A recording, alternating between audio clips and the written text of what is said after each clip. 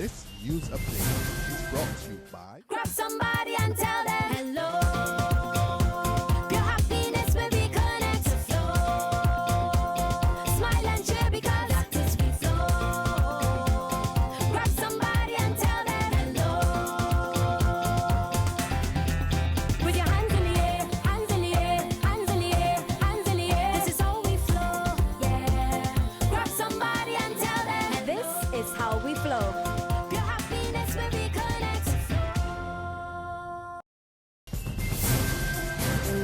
This is the Barbados Today morning news update for Monday, September 7th. Thank you for joining us. I am Marie-Claire Williams. We begin news this morning that there's trouble brewing at the kitchen centers of the school meals department. Barbados Today understands that the matter stems from correspondence recently issued to workers indicating a proposed change of working hours. But the workers say there has been no mutual consultation on the matter. When contacted, the representative of the National Union of Public Workers told Barbados Today they are aware of the matter and are investigating.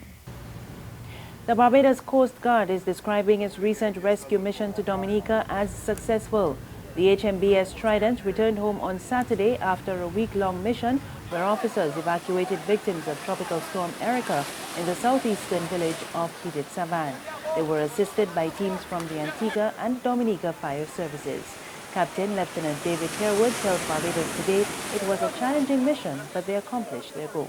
The extent of the mission in itself, especially Petit Savan, was the arduous part for us. And the reason being is that trying to rescue those persons and help to evacuate them on that part of the island where the seas was rolling and also having so much debris in the water made it a difficult task. The initial thing was to launch from there, then proceed to a safer area on the west coast. But when I looked at it and took into consideration that the time to get from that point and then back to ferry people would have been too long and would have meant leaving some people stranded there overnight again. So we made the decision to do it all one time and to go in the area as close as possible. Now for my crew, yes, they're tired, but what we had to do is, and what we do is keep an intensity going. So most of the time, once we finish a mission or once we came back, I try to find ways to help the crew relax as best as possible and be preparing for the next task. Because there's not much rest in between the tasks and there's not much rest in between the different missions that we were called to do. Culture Minister Stephen Lashley has announced the format of the annual Community Independence celebrations is being reviewed. Lashley told the launch of this year's activities that the re-evaluation aims to strengthen the program, which marks the start of the independence celebrations for the past 20 years. He says he will give more details about the review shortly. The review of which I speak also comes in light of the regulatory framework brought about by the Cultural Industries Development Act and the increased focus on the cultural industries and their contribution to national development. There's also the question of strengthening identity and what is needed to drive national self-confidence. The Community Independence Celebrations Program has indeed a significant role to play in this process. You will be hearing more from us on this particular endeavor. Anglican cleric Archdeacon Eric Lynch wants all churches across the island to open their doors to the elderly to provide daycare services. Archdeacon Lynch was delivering the sermon at a service to celebrate the 35th anniversary of the National Assistance Board at the All Souls Anglican Church. He commended their work but said more needs to be done to fight the loneliness that so many older people are suffering. None of our elderly should remain at home to be lonely by themselves. Can we not, during the course of the week, open the doors of our facilities and bring them in under the supervision and guidance of those who are trained in this area to provide some support and care for them? Should they face the autumn and winter of their years in loneliness? No, that is not God's way. That is not God's way. And so, unless they are so challenged health-wise that they cannot be transported from their homes, that often homes of loneliness during the daytime, as their primary caregivers go out to work, they should in fact find a place a place somewhere in one of our faith-based organization facilities. Not just an Anglican church, we call on indeed all faith-based organizations. There's regional and international news after this short break. Secure your future, be financially strong. Since 1983, we have been there for you. A smart range of products, great tax benefits. We're the solution to your hopes and your dreams. The Barbados Workers Union Cooperative Credit Union. The Barbados Workers Union Cooperative Credit Union. Humble beginnings to smart loans, smart savings.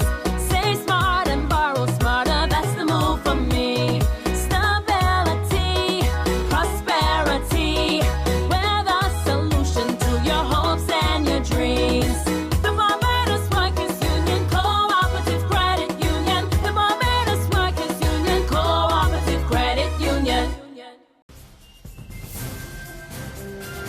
In news from the region, Trinidadians are voting today to decide which party will run the Twin Island Republic for the next 5 years.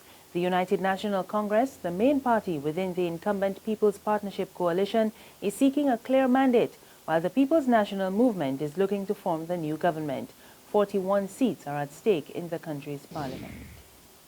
Internationally, Austria is planning to phase out special emergency measures that allow thousands of asylum seekers to travel freely from Hungary to Western Europe.